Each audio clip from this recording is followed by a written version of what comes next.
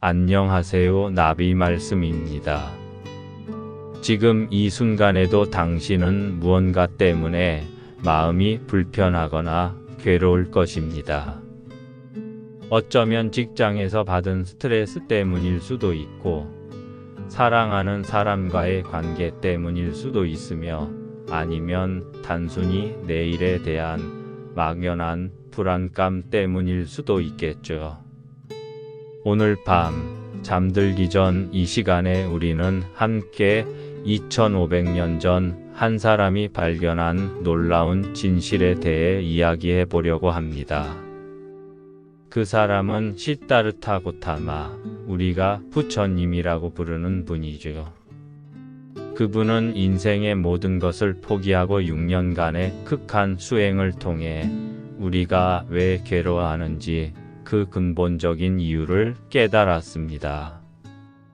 당신이 지금 느끼고 있는 그 불편함, 그 답답함, 그 공허감, 이 모든 것들에는 분명한 이유가 있습니다. 그리고 놀랍게도 부처님은 이미 그 이유를 정확히 꿰뚫어 보고 계셨어요. 부처님이 깨달은 첫 번째 진리는 바로 고재입니다. 이것은 단순히 인생은 괴롭다는 뜻이 아닙니다. 훨씬 더 깊고 섬세한 의미를 담고 있어요. 부처님은 우리 삶에 스며들어 있는 세 가지 종류의 괴로움을 발견하셨습니다. 첫 번째는 고고 즉 명백한 고통입니다. 병이 들었을 때의 아픔, 사랑하는 사람을 잃었을 때의 슬픔, 원하는 것을 얻지 못했을 때의 좌절감. 이런 것들은 우리가 쉽게 인식할 수 있는 괴로움이죠. 하지만 부처님의 통찰은 여기서 멈추지 않았습니다. 두 번째는 궤고 변화로 인한 괴로움입니다. 이것이 정말 중요한 부분인데요. 우리는 좋은 일이 일어났을 때 행복해하지만 그 행복이 영원히 지속되지 않는다는 것을 알고 있습니다. 맛있는 음식을 먹을 때의 즐거움도 잠깐이고 연인과 함께 있을 때의 달콤함도 계속되지 않아요. 모든 즐거움과 행복에는 변화의 씨앗이 이미 심어져 있고, 그래서 우리는 행복한 순간에도 어딘지 모르게 불안합니다. 이게 언제까지 계속될까 하는 그런 불안감 말이에요. 세 번째는 행복, 가장 미묘하면서도 근본적인 괴로움입니다. 이것은 우리 존재 자체가 가지고 있는 불완전함에서 오는 괴로움이에요. 우리는 항상 무언가를 찾고 있습니다. 더 나은 직장, 더 좋은 관계, 더 많은 돈, 더 완벽한 몸매. 끊임없이 무언가를 추구하면서 살아가죠. 하지만 그 무언가를 얻어도 잠시뿐 곧 다른 것을 또 찾게 됩니다. 이런 끊임없는 갈증, 이런 근본적인 불만족. 이것이 바로 행고입니다. 지금 잠자리에 누워있는 당신도 아마 이런 감정들을 느끼고 있을 거예요. 오늘 하루를 돌이켜보면서 뭔가 아쉽다, 뭔가 부족하다, 내일은 더 나아질까 하는 생각들이 머릿속을 맴돌고 있을지도 모르겠네요. 부처님은 여기서 한 걸음 더 나아가 두 번째 진리인 집재를 발견했습니다. 집재는 괴로움의 원인에 대한 진리입니다. 우리가 왜 괴로워하는지 그 근본적인 이유를 밝혀낸 것이죠. 그 원인은 바로 가래, 즉 갈망과 집착입니다. 우리는 끊임없이 무언가를 원하고 갈구하고 집착합니다. 그런데 이 갈망이라는 것이 참 묘한 성질을 가지고 있어요. 우선 우리는 원하는 것을 얻기 위해 애씁니다. 좋은 대학에 가기 위해, 좋은 직장에 들어가기 위해, 사랑하는 사람의 마음을 얻기 위해. 그런데 원하는 것을 얻지 못하면 괴롭지요. 이건 당연한 일입니다. 하지만 정말 놀라운 것은 원하는 것을 얻어도 괴롭다는 사실입니다. 왜 그럴까요? 첫째로 얻은 것을 잃을까봐 두려워하게 됩니다. 좋은 직장에 들어가면 해고당할까봐 걱정하고, 연인이 생기면 이별할까봐 불안해하죠. 둘째로 얻은 것에 금세 익숙해져서 더 이상 특별하지 않게 느껴집니다. 그래서 더 큰 것, 더 좋은 것을 또 찾게 되죠. 이것이 바로 가래의 본질입니다. 마치 목마른 사람이 바닷물을 마시는 것과 같아요. 마실 때는 갈증이 해결되는 것 같지만 실제로는 더 목이 마르게 될 뿐입니다. 부처님은 가래를 세 가지로 분류했습니다. 첫 번째는 카마땅하, 감각적 쾌락에 대한 갈망입니다. 맛있는 음식, 아름다운 것들, 듣기 좋은 소리, 향기로운 냄새, 부드러운 촉감. 우리는 이런 감각적 즐거움을 끊임없이 추구합니다. 하지만 이런 쾌락들은 모두 일시적이에요. 아무리 맛있는 음식도 다 먹고 나면 끝이고, 아무리 아름다운 풍경도 계속 보고 있으면 시들해지죠. 두 번째는 바왕하, 존재에 대한 갈망입니다. 우리는 살고 싶어하고 계속 존재하고 싶어합니다. 자신의 정체성을 유지하고 싶어하고, 인정받고 싶어하고, 기억되고 싶어해요. 하지만 모든 것은 변화하고 사라집니다. 우리의 몸도, 우리의 생각도, 우리의 감정도 계속 변해가죠. 세 번째는 위왕하, 비존재에 대한 갈망입니다. 때로는 모든 것이 너무 괴로워서 그냥 사라지고 싶다, 아무것도 생각하고 싶지 않다, 이 모든 게 끝났으면 좋겠다는 생각을 하게 됩니다. 하지만 이런 도피적 갈망 역시 또 다른 형태의 집착일 뿐이에요. 지금 이 순간 당신의 마음을 살펴보세요. 어떤 생각들이 떠오르나요? 내일 해야 할 일에 대한 걱정, 오늘 있었던 일에 대한 후회, 아니면 언젠가 이루고 싶은 꿈에 대한 갈망. 이 모든 것들이 바로 가래의 다양한 모습들입니다. 부처님이 발견한 정말 놀라운 통찰은, 우리가 괴로워하는 이유가 외부 상황 자체가 아니라 그 상황에 대한 우리의 갈망과 집착 때문이라는 것입니다. 같은 상황이라도 갈망하지 않으면 괴롭지 않고, 별것 아닌 상황이라도 강하게 원하면 큰 괴로움이 될 수 있어요. 예를 들어 비가 오는 날을 생각해 보세요. 소풍을 가려고 했던 사람에게는 괴로운 일이지만, 가뭄에 시달리던 농부에게는 기쁜 일이죠. 비 자체는 중립적입니다. 우리의 바람과 기대가 괴로움을 만들어내는 거예요. 이런 이치를 깊이 이해하게 되면 우리는 삶을 대하는 태도를 근본적으로 바꿀 수 있습니다. 외부 상황을 바꾸려고 애쓰기보다는 그 상황에 대한 우리의 반응을 바꾸는 것이 훨씬 효과적이고 지속 가능한 방법이라는 걸 알게 되죠. 하지만 여기서 오해하면 안 되는 게 있어요. 부처님의 가르침은 무기력하게 체념하라는 뜻이 아닙니다. 오히려 더 지혜롭게 살아가라는 뜻이에요. 갈망과 집착을 줄이면서도 필요한 일은 담담하게 해나가는 것. 결과에 대한 집착 없이도 최선을 다하는 것. 이것이 바로 부처님이 말씀하신 중도의 삶입니다. 가래의 뿌리를 더 깊이 파고들어 보면 우리는 무명이라는 근본적인 무지를 발견하게 됩니다. 무명은 사물의 실상을 제대로 보지 못하는 상태를 말해요. 우리는 변화하는 것을 영원한 것으로 착각하고 괴로운 것을 즐거운 것으로 착각하며 실체가 없는 것을 실체가 있는 것으로 착각합니다. 예를 들어 우리는 자신의 몸을 나라고 생각합니다. 하지만 몸의 세포들은 끊임없이 죽고 새로 태어나요. 7년이 지나면 우리 몸의 세포는 거의 완전히 바뀝니다.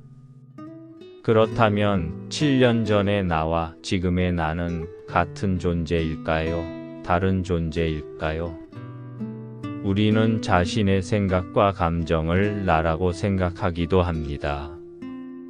하지만 생각과 감정도 끊임없이 변해요. 어린 시절의 생각과 지금의 생각은 완전히 다르죠. 심지어 어제의 기분과 오늘의 기분도 다를 수 있습니다. 그렇다면 도대체 나라고 부를 수 있는 고정된 실체가 있을까요? 부처님은 이 질문을 깊이 탐구한 결과 우리가 나라고 생각하는 것은 실제로는 끊임없이 변화하는 현상들의 연속일 뿐이라는 결론에 도달했습니다. 이것은 처음에는 무섭거나 허무하게 느껴질 수 있어요. 내가 없다고? 그럼 나는 뭐가 되는 거야? 하는 생각이 들 수도 있죠. 하지만 이 깨달음은 실제로는 엄청난 해방을 가져다 줍니다. 고정된 자아가 없다면 우리는 과거의 실수나 상처에 영원히 매여 있을 필요가 없어요. 지금 이 순간 새로운 선택을 할 수 있고 새로운 사람이 될 수 있습니다. 또한 타인과의 경계도 그렇게 견고하지 않다는 걸 알게 되면 더 깊은 연민과 사랑을 느낄 수 있게 되죠. 무명은 또한 우리가 사물들 사이의 상호 연관성을 보지 못하게 합니다.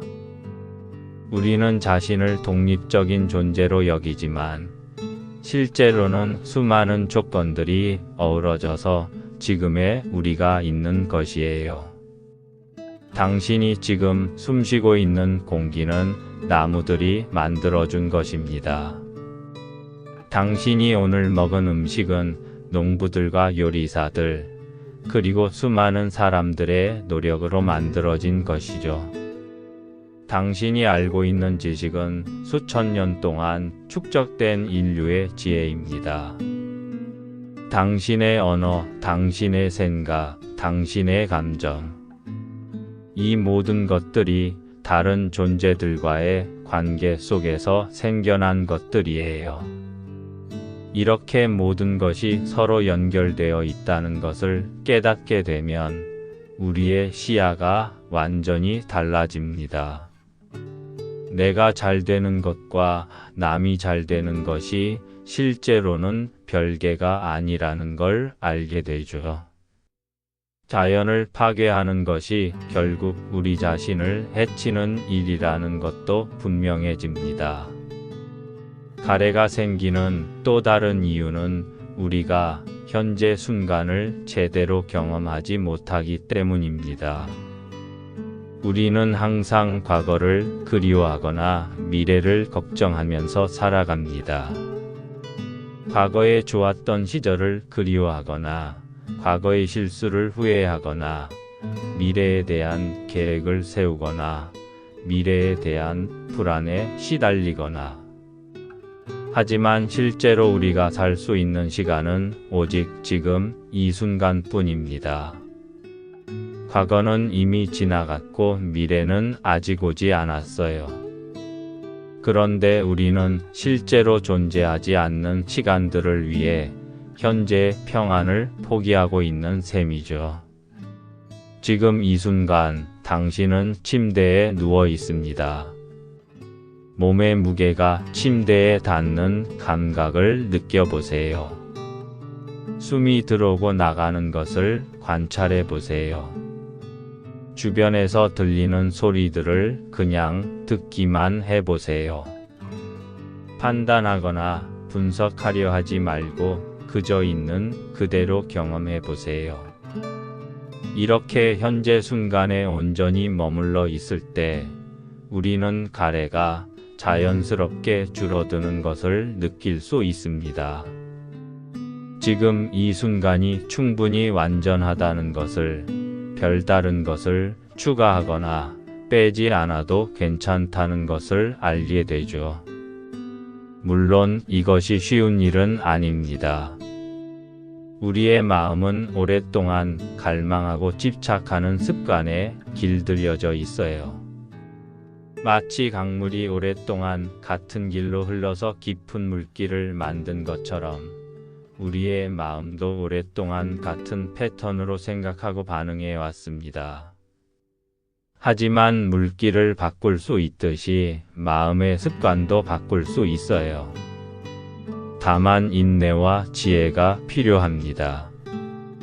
갑자기 모든 갈망을 없애려고 하면 오히려 갈망을 없애고 싶다는 또 다른 갈망만 생길 뿐이에요.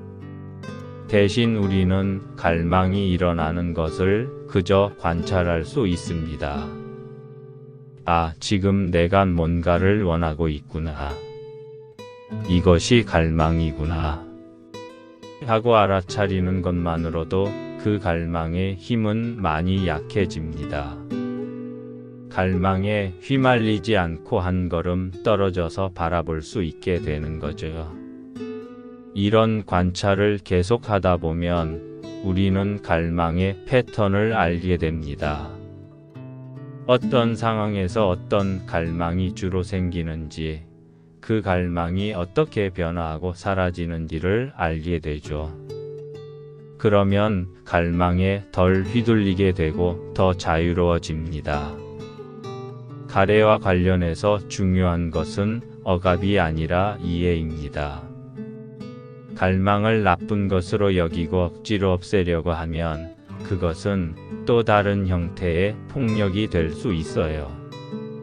대신 갈망이 왜 생기는지, 어떤 역할을 하는지를 이해하고 그것과 지혜롭게 관계를 맺는 것이 중요합니다. 갈망은 우리의 생존 본능과도 밀접한 관련이 있어요. 배고프면 음식을 찾고 목마르면 물을 찾는 것은 자연스러운 일입니다. 문제는 이런 기본적인 욕구를 넘어서서 끊임없이 더 많은 것을 원하게 되는 것이죠. 현대 사회는 이런 갈망을 부추기는 구조로 되어 있어요. 광고는 우리에게 지금 가진 것으로는 부족하다고 더 많은 것을 사야 행복해질 수 있다고 끊임없이 말합니다. 소셜미디어는 다른 사람들의 좋은 모습만 보여주면서 우리로 하여금 자신의 삶이 부족하다고 느끼게 만들죠. 하지만 부처님의 가르침을 이해하게 되면 이런 외부의 유혹에 덜 휘둘리게 됩니다.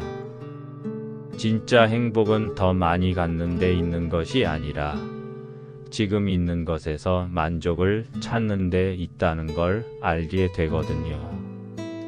이것이 욕심을 완전히 버리고 무소유로 살라는 뜻은 아닙니다. 필요한 것들은 가져야죠. 다만 필요 이상으로 원하지 않는 것, 가진 것에 지나치게 집착하지 않는 것이 중요해요. 부처님은 이것을 중도라고 하셨습니다. 극단적인 금욕도 극단적인 탐욕도 아닌 균형 잡힌 삶의 태도 말이에요. 필요한 만큼은 추구하되 그 결과에 대해서는 담담하게 받아들이는 것. 최선을 다하되 성공과 실패에 일희일비하지 않는 것. 가래를 줄이는 구체적인 방법들도 있습니다. 첫 번째는 감사하는 마음을 기르는 것이에요. 우리는 없는 것에 집중하는 습관이 있어서 이미 가진 소중한 것들을 잘 알아보지 못합니다. 의식적으로 감사할 일들을 찾아보고 그것에 대해 깊이 느껴보는 연습을 하면 갈망이 자연스럽게 줄어들어요. 두 번째는 단순하게 사는 것입니다. 물질적으로도 정신적으로도 복잡하지 않은 삶을 추구하는 거예요. 정말 필요한 것들만 남기고 나머지는 정리하고 스케줄도 여유롭게 짜고 생각도 복잡하게 하지 않으려고 노력하는 것. 이렇게 하면 마음이 훨씬 평안해집니다. 세 번째는 나눔을 실천하는 것이에요. 갈망은 부족함에서 오는 경우가 많은데 나눌 수 있을 때 나누면 풍요로움을 느낄 수 있습니다.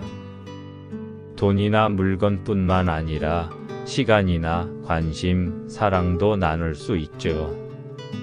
나누는 행위 자체가 우리에게 충만함을 가져다 줍니다. 네 번째는 자연과 가까이 지내는 것입니다. 자연은 그 자체로 완전하고 조화로워요. 나무는 다른 나무가 되려고 애쓰지 않고 강물은 다른 곳으로 흐르려고 고민하지 않습니다. 자연과 함께 있으면 우리도 그런 자연스러움을 배울 수 있어요. 다섯 번째는 명상이나 마음챙김 수행을 하는 것입니다. 이것은 마음을 관찰하고 이해하는 가장 직접적인 방법이에요. 매일 조금씩이라도 조용히 앉아서 마음의 움직임을 지켜보는 시간을 가지면 갈망의 패턴을 더 잘 알게 되고 그것에 덜 휘둘리게 됩니다. 지금 이 시간에도 당신의 마음속에서는 여러 가지 생각과 감정들이 일어나고 있을 거예요. 그것들을 없애려고 하지 말고 그냥 있는 그대로 바라보세요. 마치 하늘에 떠가는 구름을 바라보는 것처럼 판단하지 말고 그저 관찰해 보세요. 부처님이 발견한 또 다른 중요한 통찰은 모든 현상이 무상하다는 것입니다. 무상은 모든 것이 변한다는 뜻이에요. 좋은 것도 변하고 나쁜 것도 변합니다. 우리가 갈망하거나 집착하는 대상들도 모두 변해요. 이 무상의 법칙을 깊이 이해하게 되면 우리는 변화에 더 잘 적응할 수 있게 됩니다. 좋은 일이 일어났을 때 이것도 변할 것이다 라고 생각하면서 너무 들뜨지 않게 되고 나쁜 일이 일어났을 때도 이것도 변할 것이다 라고 생각하면서 너무 절망하지 않게 되죠. 무상은 슬픈 진리가 아닙니다. 오히려 희망적인 진리예요. 지금 괴로운 상황에 있더라도 그것이 영원히 계속되지는 않는다는 뜻이거든요. 실패했다고 해서 영원한 실패자가 되는 것도 아니고 상처받았다고 해서 영원히 상처받은 채로 살아야 하는 것도 아니에요. 변화는 새로운 가능성을 의미합니다. 매 순간 우리에게는 다른 선택을 할 기회가 주어져요. 어제까지의 자신과 다른 자신이 될 수 있고 새로운 관점으로 세상을 바라볼 수 있으며 새로운 관계를 맺을 수도 있습니다. 하지만 우리는 종종 변화를 두려워합니다. 익숙한 것이 편하기 때문이죠. 설령 그것이 불만족스럽더라도 최소한 예측 가능하니까 안전하다고 느끼는 거예요. 하지만 변화에 대한 두려움 자체가 또 다른 형태의 집착입니다. 현재 상황에 대한 집착이죠. 부처님의 가르침을 따라 살다 보면 변화를 두려워하지 않고 오히려 환영하게 됩니다. 변화야말로 성장의 기회이고 새로운 지혜를 얻을 수 있는 소중한 순간들이라는 걸 깨닫게 되거든요. 가래와 무명을 이해하게 되면 우리는 자신과 타인에 대해서도 다르게 바라보게 됩니다. 다른 사람이 화를 내거나 이기적으로 행동할 때 그 사람을 미워하기보다는 그 사람 역시 가래와 무명 때문에 고통받고 있다는 것을 알게 되죠. 그러면 분노보다는 연민이 생깁니다. 자신에 대해서도 마찬가지예요. 실수를 했을 때나 원하는 대로 되지 않을 때 자신을 미워하고 자책하기보다는 내가 지금 갈망에 휘둘리고 있구나. 이것도 자연스러운 일이야. 라고 받아들일 수 있게 됩니다. 이런 자기 연민은 자기 합리화와는 다릅니다. 잘못한 것은 인정하되 그것 때문에 자신을 파괴하지는 않는 거예요. 부처님이 말씀하신 또 다른 중요한 개념은 인과법입니다. 모든 일에는 원인이 있고 결과가 있다는 것이죠. 우리가 지금 경험하고 있는 것들은 모두 과거의 행동과 선택들의 결과입니다. 그리고 지금 우리가 하는 행동과 선택들은 미래의 결과를 만들어낼 거예요. 이것을 이해하면 우리는 더 신중하게 선택할 수 있게 됩니다. 화가 날 때 분노를 그대로 표출하면 나중에 후회할 일이 생길 수도 있고, 욕심에 눈이 멀어 부정직한 일을 하면 언젠가는 그 대가를 치러야 할 수도 있어요.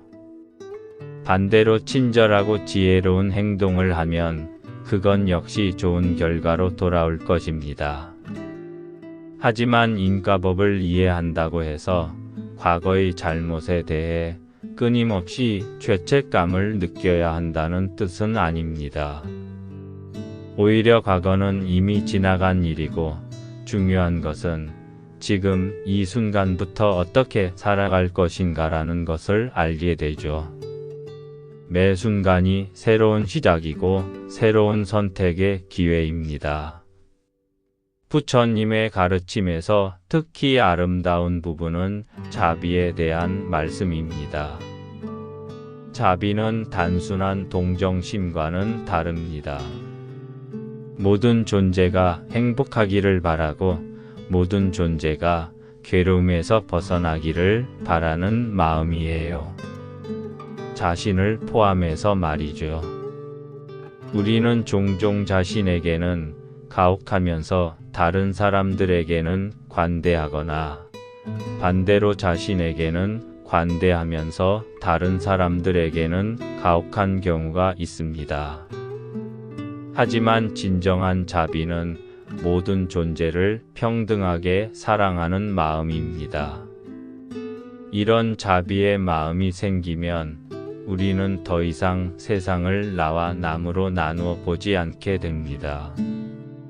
모든 존재가 하나로 연결되어 있다는 것을, 다른 사람의 고통이 나의 고통이고 다른 사람의 행복이 나의 행복이라는 것을 깊이 느끼게 되죠. 실제로 과학적 연구들도 이런 사실을 뒷받침하고 있어요. 다른 사람을 도와줄 때 우리의 뇌에서는 행복 호르몬이 분비되고 스트레스가 줄어든다고 합니다. 이타적인 행동이 결국 자신에게도 도움이 되는 거예요. 부처님이 2500년 전에 통찰한 것들을 현대 과학이 하나씩 증명해 가고 있는 셈입니다. 지금 이 순간에도 당신은 수많은 존재들과 연결되어 있습니다. 당신이 평안하면 주변 사람들도 영향을 받아 더 평안해질 것이고, 당신이 괴로우면 주변 사람들도 그 영향을 받을 거예요.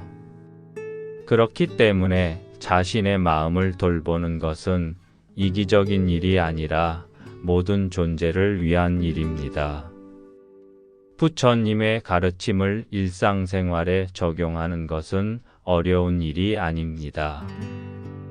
거창한 변화를 시도할 필요도 없어요. 작은 것부터 시작하면 됩니다. 예를 들어 화가 날 때 즉시 반응하는 대신 잠깐 멈춰서 숨을 깊게 쉬어보는 것. 무언가를 강하게 원할 때 내가 지금 갈망하고 있구나라고 알아차리는 것. 좋은 일이 생겼을 때 이것도 변할 것이다 라고 생각해서 너무 들뜨지 않는 것. 힘든 일이 생겼을 때도 이것도 변할 것이다 라고 생각해서 절망하지 않는 것. 이런 작은 실천들이 쌓여서 우리의 삶을 근본적으로 바꾸어 놓습니다. 갑자기 깨달은 사람이 되는 것은 아니지만 조금씩 더 평안하고 지혜로운 사람이 되어갑니다. 부처님은 또한 정념에 대해 말씀하셨어요. 정념은 바른 마음 챙김, 즉 지금 이 순간에 깨어있는 상태를 말합니다. 우리는 대부분의 시간을 자동 조종 모드로 살아갑니다. 습관적으로 생각하고 습관적으로 반응하고 습관적으로 행동하죠. 하지만 정념을 기르면 이런 자동 조종에서 벗어날 수 있습니다.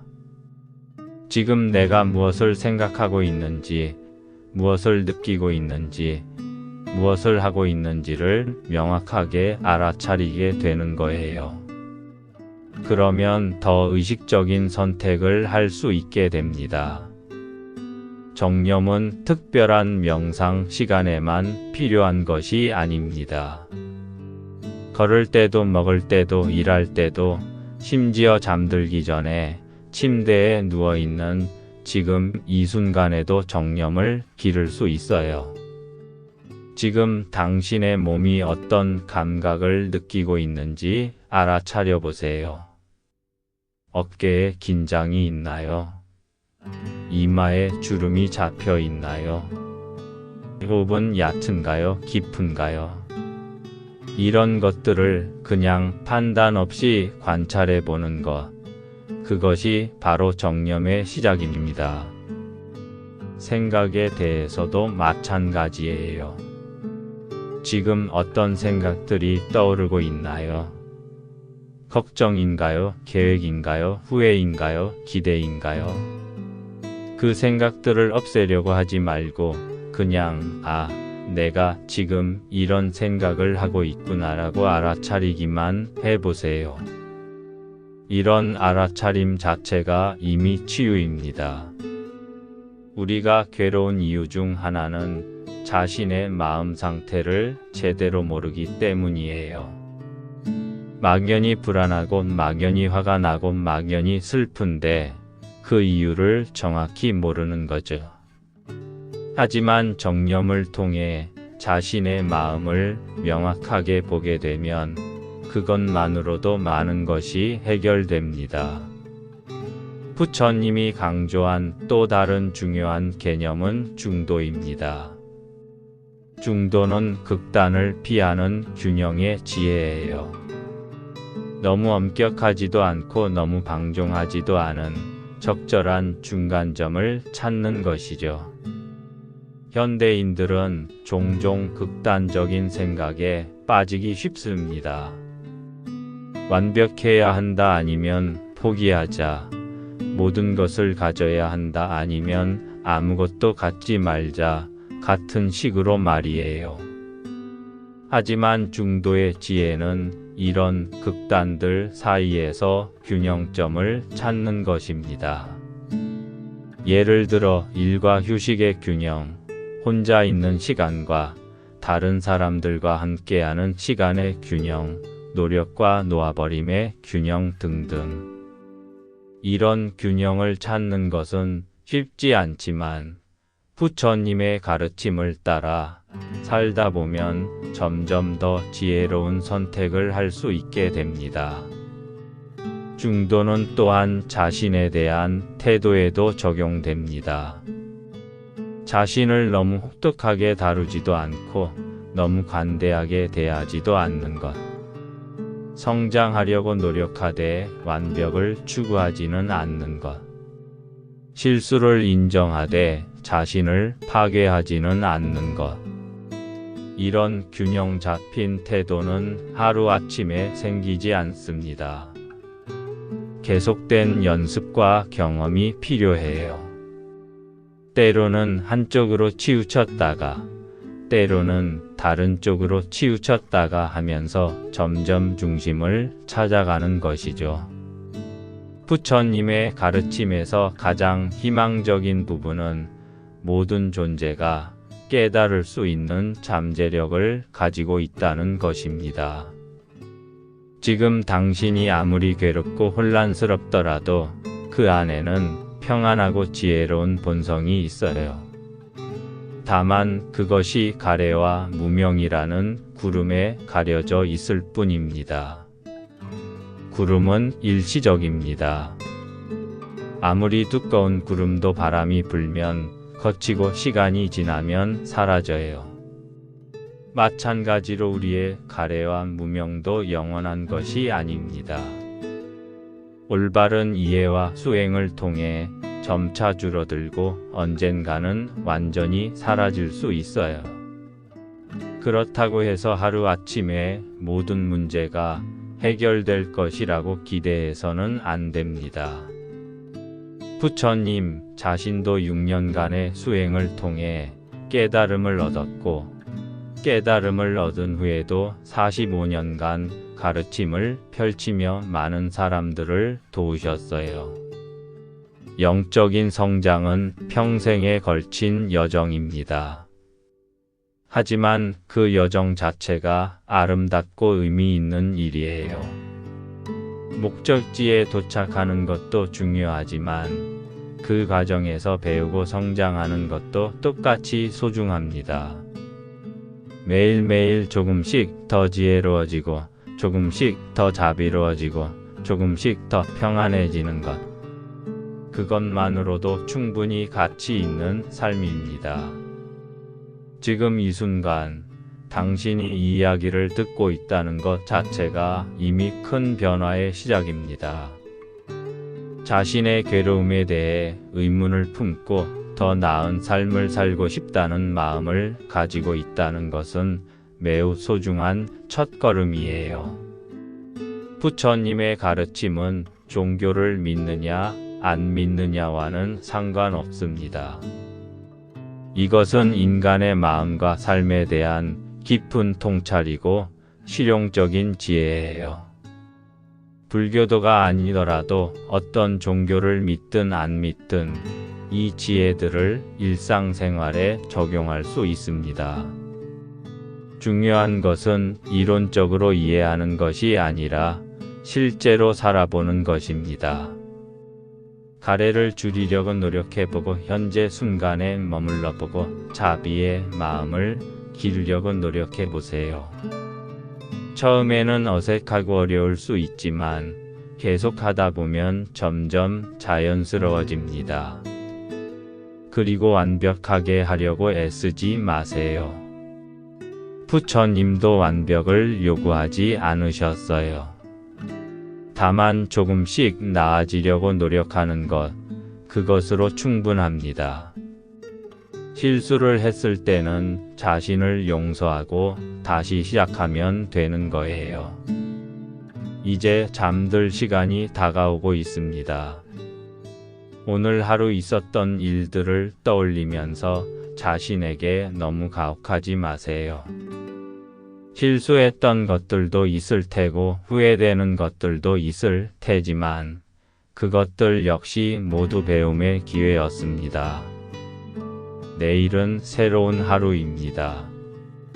새로운 선택들을 할 수 있는 기회가 주어질 거예요. 부처님의 지혜를 기억하면서 조금 더 깨어있는 마음으로 조금 더 자비로운 마음으로 하루를 시작해 보세요. 지금 이 순간 당신은 침대에 누워 있고 안전하고 평안합니다. 숨을 쉬고 있고 살아 있습니다. 이것만으로도 충분히 감사할 일이에요.